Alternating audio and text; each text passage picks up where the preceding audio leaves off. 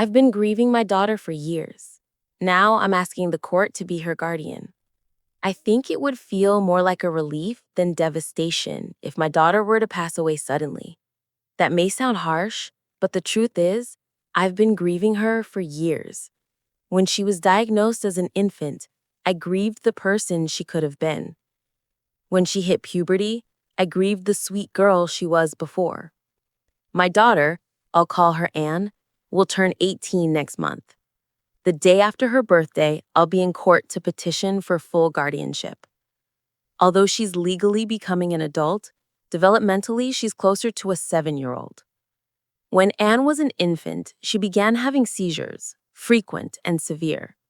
Eventually, she underwent a radical surgery to stop them. It was the only option. The diagnosis was grim: global developmental delay, with the possibility that she might never walk or talk, and would require lifelong care. After surgery, her seizures stopped for 2 years, offering a brief window of hope. When they returned, they were finally brought under control with medication. Anne thrived in her early years.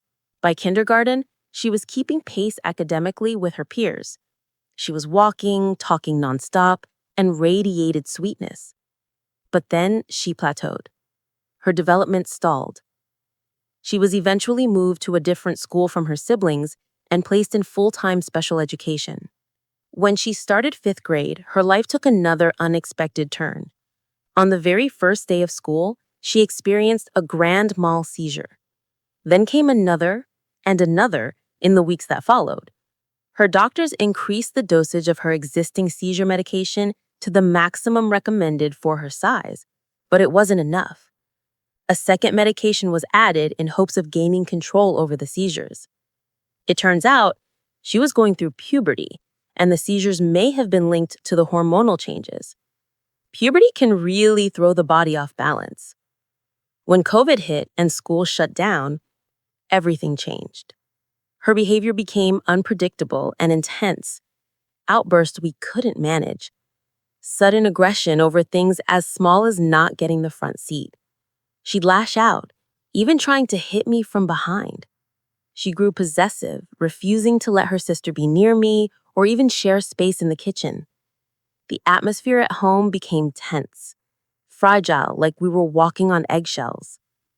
We started ABA therapy during the school closures, and while it helped to some extent, the challenges remained. When she was diagnosed with autism at 13, it gave us a framework to understand some of her controlling behaviors, but it didn't make the day-to-day any easier. The following years were incredibly difficult. I couldn't travel with her anymore. Any disruption to her routine would trigger a complete loss of control, and I became the target of her frustration. She'd hit, pull my hair, shove me. My older son often felt he had to step in to protect me, standing between us during her outbursts. Watching that broke my heart. I've tried everything to help Anne return to a more stable place: therapy, medication adjustments, supplements. But nothing seems to be working. She started her senior year this fall, and I'm already anxious about what next year will bring. While Anne is eligible to stay in school until age 21, the district only offers half-day programs for the next 3 years.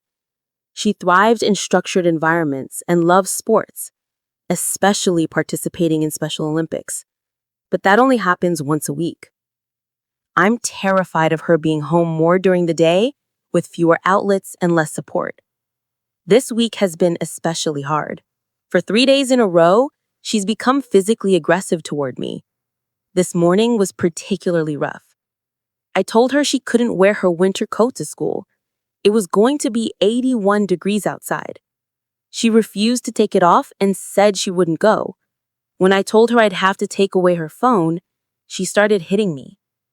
She refused to put on her shoes and ended up hitting me in the face with one. I have anxiety about waking up tomorrow. Every time I pass under an overpass, I imagine what it would be like to jump. I feel anxious when she comes out of her room. It's like my body braces for something. Thinking too far into the future fills me with dread.